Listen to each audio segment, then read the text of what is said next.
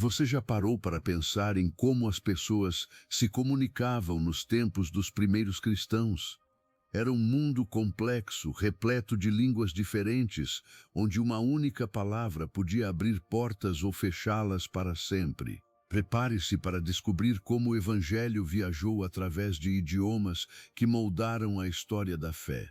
Naquele tempo, entre os anos 33 e 100 depois de Cristo, o mundo antigo era um mosaico de línguas. A Bíblia nos mostra que Jesus e seus apóstolos viviam em um contexto linguístico fascinante.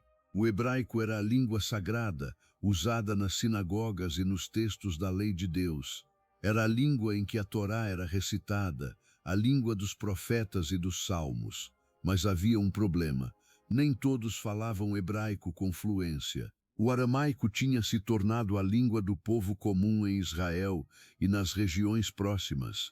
Era a língua cotidiana nas ruas de Jerusalém, nas casas, nos mercados. Quando você encontrava um trabalhador, um comerciante, uma criança brincando, era em aramaico que conversavam.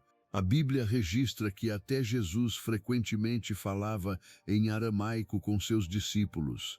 Em Marcos 5:41, quando Jesus ressuscita a filha de Jairo, o Evangelho preserva suas próprias palavras em aramaico.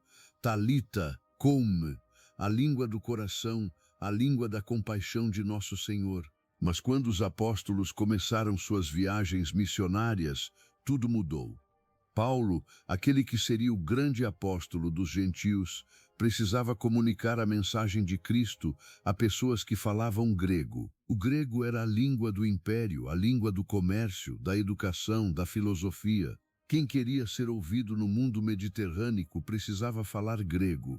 Por isso, o Evangelho de João, a carta aos Romanos, a carta aos Coríntios, foram todas escritas em grego. Era a língua que permitia que a Boa Nova alcançasse multidões, e havia ainda o latim. Era a língua do poder romano, do governo, dos soldados que patrulhavam as ruas. Era a língua da lei, da administração, do império que perseguia os primeiros cristãos. Quando você lia um édito do imperador, era em latim, mas o latim não alcançava os corações das pessoas comuns, como o aramaico ou o grego. Na época apostólica, nem todos sabiam ler e escrever. A maioria das pessoas, especialmente os pobres, dependiam da transmissão oral. Os apóstolos viajavam de cidade em cidade, pregando nas sinagogas, nas casas, nas ruas. Suas palavras eram memoráveis, repetidas, passadas adiante, conforme está em Atos 4:4, quando Pedro pregava em Jerusalém, muitos que ouviram a palavra creram. As igrejas nas casas funcionavam como centros de aprendizado oral. Crentes se reuniam secretamente, memorizando as palavras de Jesus, compartilhando as cartas que Paulo havia escrito. Cada carta era lida em voz alta para toda a comunidade reunida. Em 1 Tessalonicenses 5:27, Paulo instrui: esta carta seja lida a todos os irmãos. Era assim que a fé se espalhava. A perseguição também moldou como as pessoas se comunicavam. Cristãos precisavam ser cuidadosos, usavam símbolos, códigos secretos, mensagens cifradas.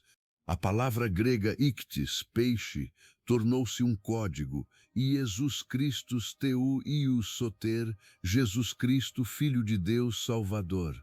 Uma única imagem, um código que apenas os crentes compreendiam. A alfabetização era privilégio de poucos. Escribas, fariseus, pessoas ricas tinham acesso à educação formal.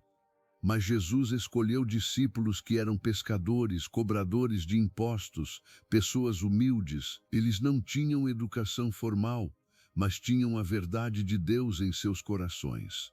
E essa verdade foi comunicada de forma tão poderosa que transformou o mundo inteiro. Se você ficou surpreso com o que acabou de descobrir, curta o vídeo e se inscreva no canal FESPARC para mais revelações históricas todo dia.